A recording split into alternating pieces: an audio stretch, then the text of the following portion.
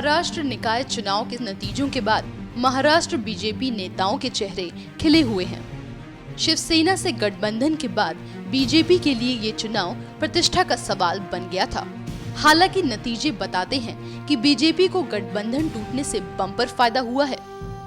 BMC चुनाव में पिछली बार बीजेपी को महज 31 सीटें ही मिल पाई थी, जबकि इस बार बीजेपी को 81 सीटें मिली हैं। बीजेपी ने कुछ ऐसी सीटों पर भी विजय पाई है जहां पार्टी की कोई जमीन ही नहीं थी।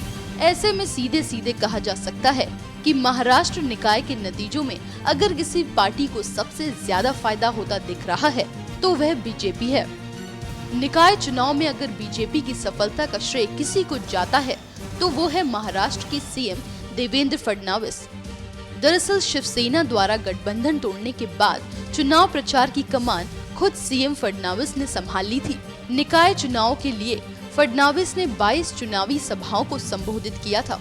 अब भले ही ज्यादा सीटें शिवसेना के खाते में दिख रही हों, लेकिन जानकारों की माने तो बीजेपी की उपलब्धि शिवसेना से बड़ी है, क्योंकि शिवसेना के साथ बीजेपी संभवतः इतनी सीटें नहीं जीत पाती।